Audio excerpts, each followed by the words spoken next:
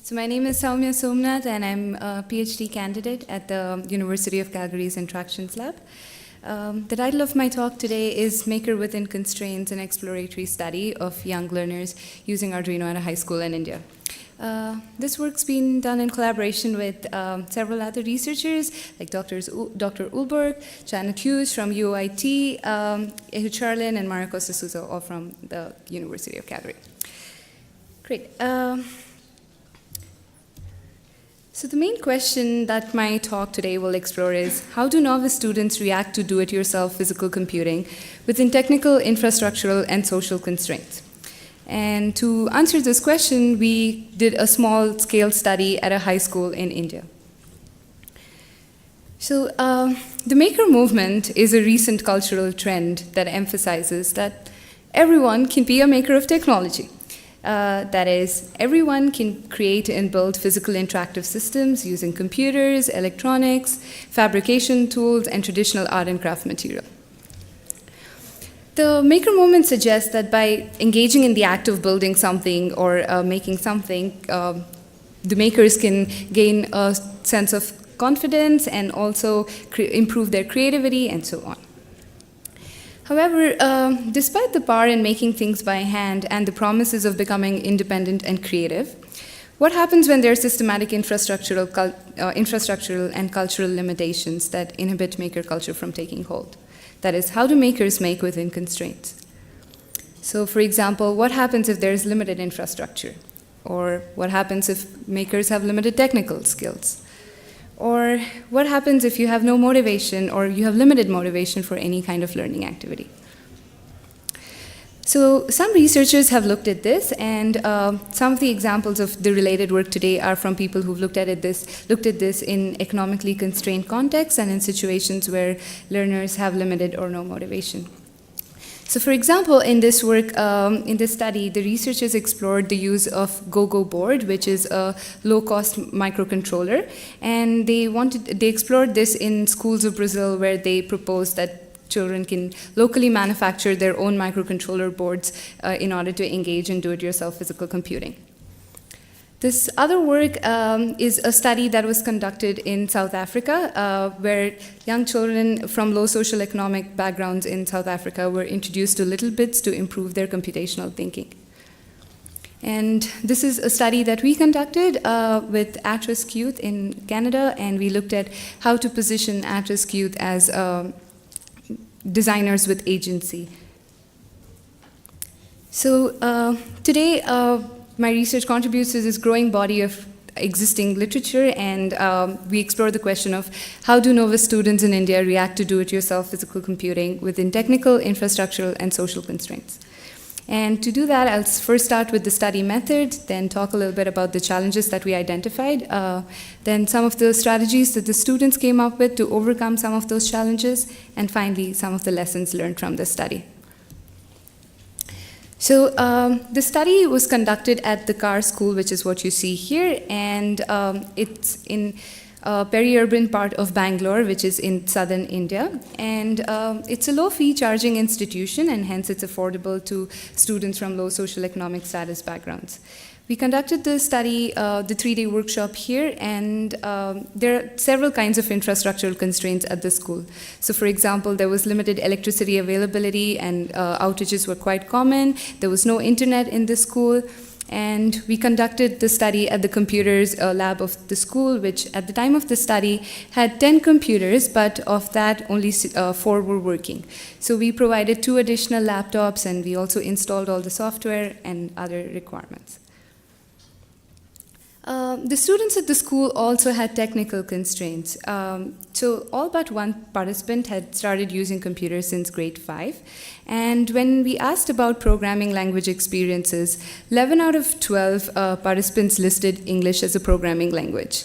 They also equated, their idea of what programming meant was slightly different. So some of them said that programming was basically using installed programs like Microsoft Excel and PowerPoint and so on. The school also has certain social constraints. For example, rote learning is very common in schools like this, and also there's something called the textbook culture, which basically emphasizes that textbook is the main source of information. You learn from the textbook and you reproduce it in your examination.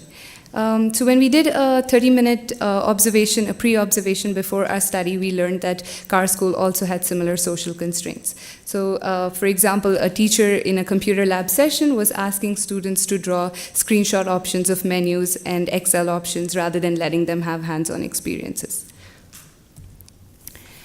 So a total of 12 participants in the age group of 13 to 15 years took part in our study, and they all belong to the low social economic status strata. The workshop took place over 9 hours and 3 days, with 3 hours each day.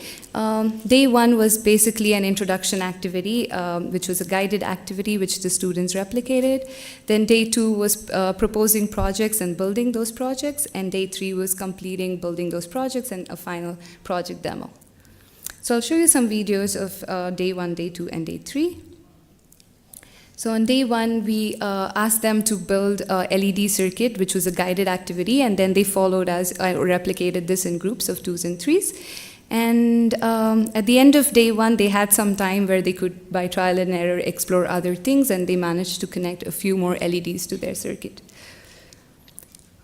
So on day 2, they proposed projects.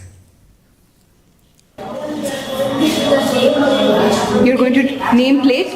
Okay. We need LED lights and wires. Okay. Then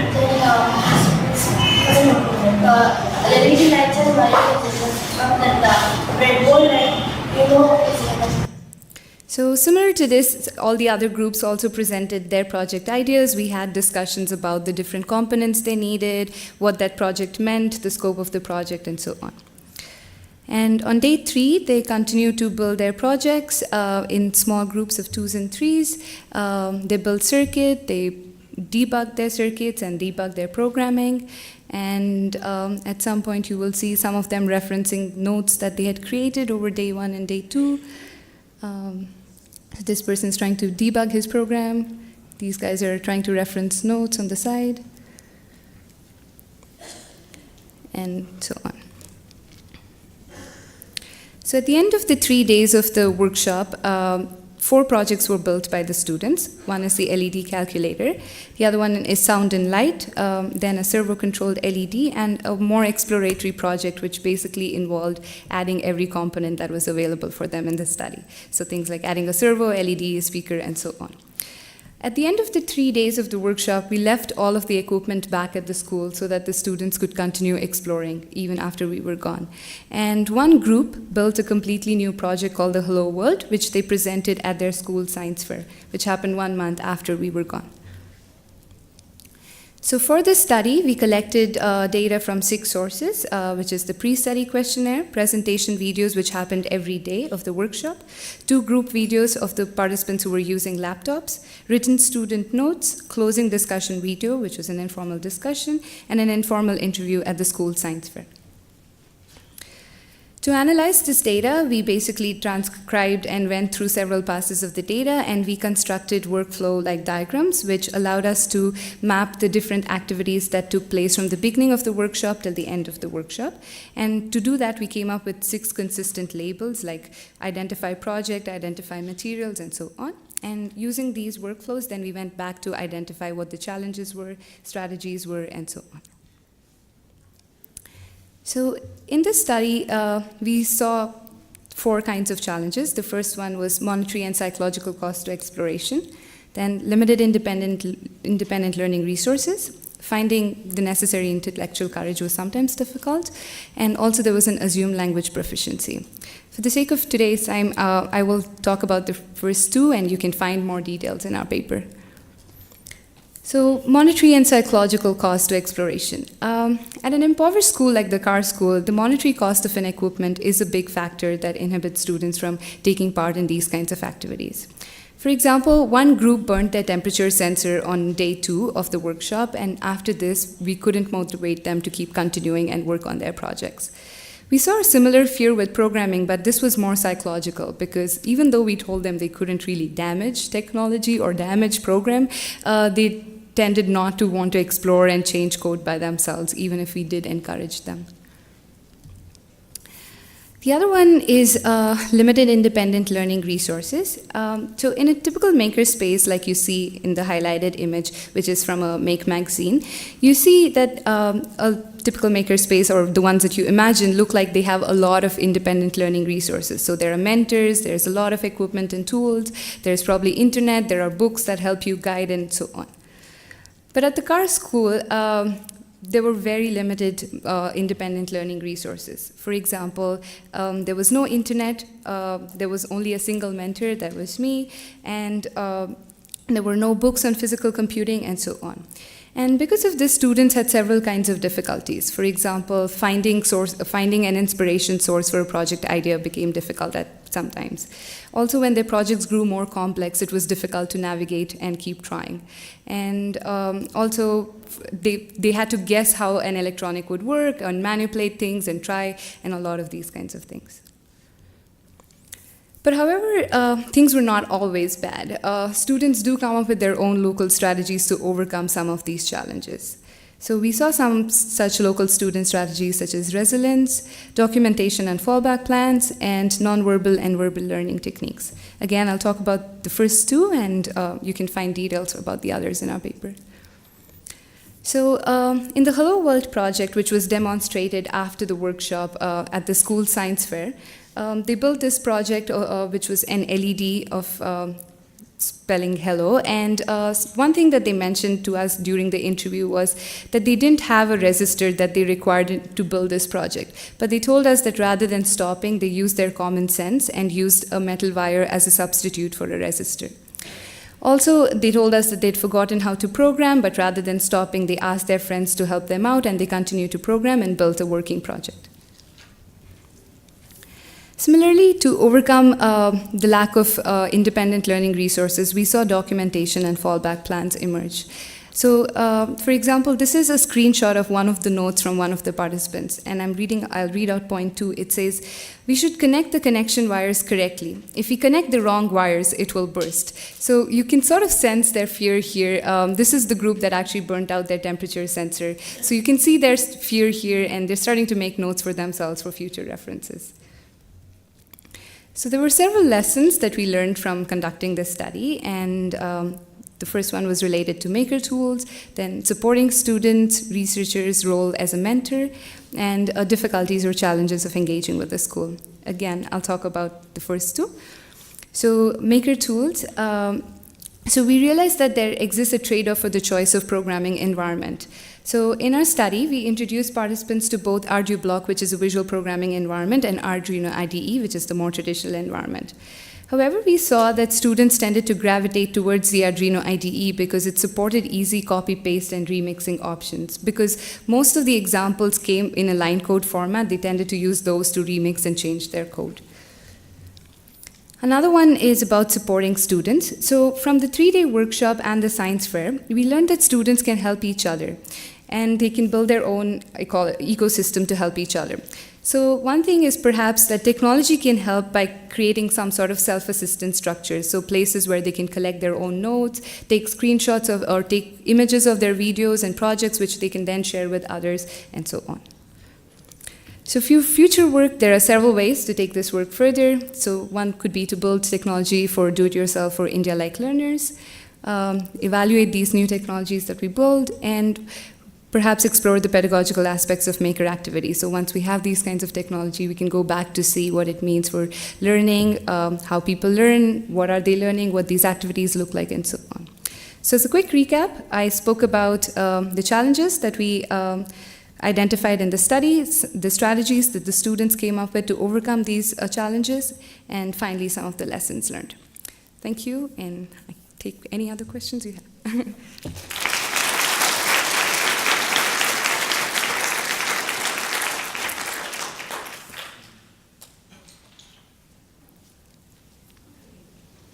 If nobody has questions, I get to fill the question time. So please come up if you have a question. And remember, questions are love. Okay, I guess the first thing I'll ask about is how do you change students who may be fearful and encourage them to change the fear to courage? You talked a little bit about it in the documentation and fallbacks, but I was wondering if you could expand upon that a little bit more. Okay. So there is actually a work that we are, there's a piece of prototyping tool that we're working on right now, which is called the polymorphic cube. And basically, we're thinking of strategies like, for example, what happens if the component was virtual, and they could test out building their circuits and projects, but maybe blow up a component and it's still fine because there's no monetary cost associated with a virtual component. So maybe things like that is one way to go in the technology side of things. And for strategies, I think like maybe encouraging them constantly, saying it's okay if one or two things burn down, keep trying or keep exploring and things like that. Thanks. Hi. Thank you. Very interesting presentation. I have a question about the role of culture, like the greater culture on the workshops. I think you pointed out to a few things like rote learning and textbook,